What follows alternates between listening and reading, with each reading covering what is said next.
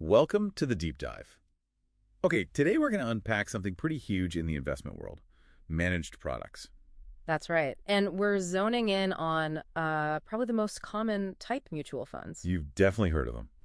But what's really going on there, and maybe more importantly, how are you, the investor, actually protected? It's a good question, especially when you see the scale. Yeah, the growth in Canada is just staggering, isn't it? Yeah. I saw a number like $3.6 billion in assets back in 1980. Right. And now it's ballooned to over $2.2 trillion by early 2025. Wow. Trillion. Yeah, it's massive. And it really shows how central these funds have become for a lot of Canadians' financial planning. It's sort of democratized investing. Okay, so our mission today then. Let's give you a shortcut. Understand the structure, the main features, and crucially, those regulations that are there to look out for you. All right, let's start at square one. Mutual fund. Mhm. What is it, fundamentally? Is it just putting money in a pot? That's the core idea, basically. It's Ah, a single investment sponsored by a management company, and it pools money from lots of investors, like you, potentially. right.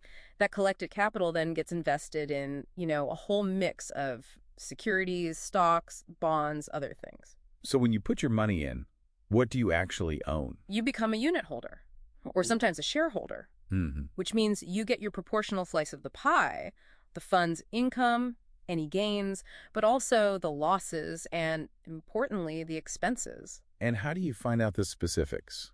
The goals, the risk? That's all laid out in a key document. It's called the Fund Facts document. Fun facts. Okay. Yeah, it's designed to be, pretty concise, easy to grasp, gives you the objectives, risk level, past performance, all that essential stuff before you invest. Got it.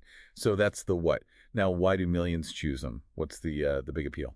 Well, I think a major draw is the professional management. Right. You're paying someone else to worry about it. Yeah. Exactly. You get access to investment pros who are constantly watching the markets, managing the portfolio.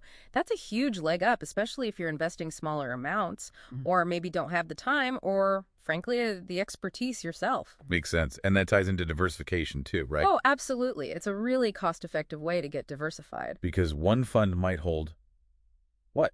Dozens of different things. Easily. A typical large fund could hold, say, 60 to 100 different securities, sometimes more. Wow. Yeah, spread across maybe 15, 20 different industries, trying to build that yourself security by security. Forget it. It'd be incredibly difficult and costly, Precisely. Then there's liquidity. meaning you can get your money out easily. Pretty much. You have the right to redeem your units or shares for cash at the current NAVPS, so that's the net asset value per share. Okay. And typically you get paid out within just 2 business days. That's pretty quick. It is. Plus, they're flexible to buy into. You can do a lump sum or set up regular contributions, sometimes for as little as, say, $100 a month. Okay. Professional management, diversification, liquidity. Mm-hmm.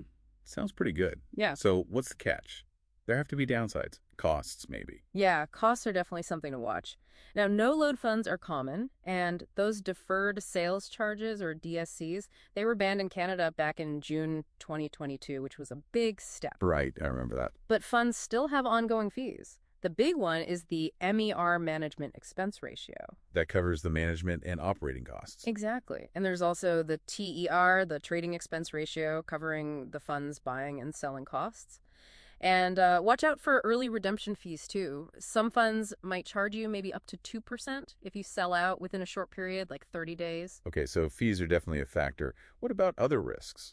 Besides just, the investment's not doing well. Well, there's systematic risk, market risk. Meaning the whole market goes down, your fund probably goes down too. Right. Even the best manager can't control broad market downturns. It's just part of investing. Hmm. And another thing, tax complications. This is mainly for non-registered accounts. So not your RSP or TFSA. Correct. In those accounts, growth is sheltered. But outside of them, the fund manager's activity buying and selling securities within the fund can actually trigger taxable capital gains for you, the unit holder. Even if I haven't sold my units. Even if you haven't personally sold anything. So it might create a tax bill you weren't expecting, and it might not align with your own timing. That's a subtle but important point. Okay, so there are costs, there are market risks, tax issues, which brings us back to protections.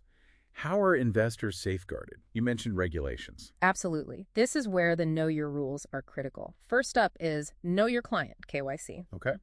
Regulators require your dealer, the firm you buy the fund through, to collect pretty detailed info about you. Your financial situation, your investment knowledge, your goals, how much risk you're comfortable with, your time horizon. That sounds thorough. It has to be.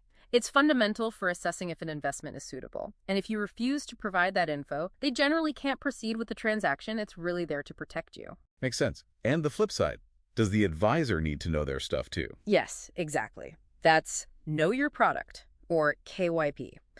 Your sales representative, your advisor, has a duty to fully understand everything about the products they recommend. Structure, features, risks. All the costs, yes, Yeah. everything. Because that knowledge underpins the next big one, suitability.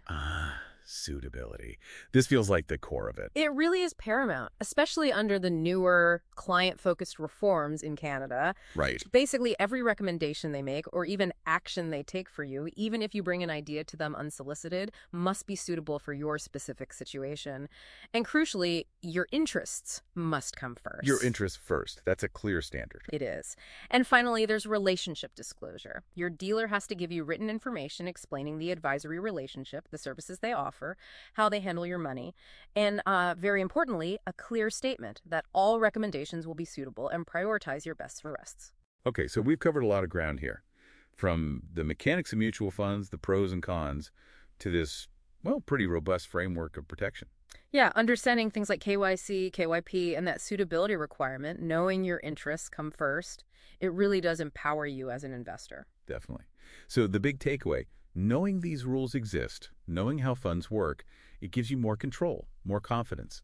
Perhaps something to think about is, how might understanding these safeguards change how you approach your next financial conversation or decision?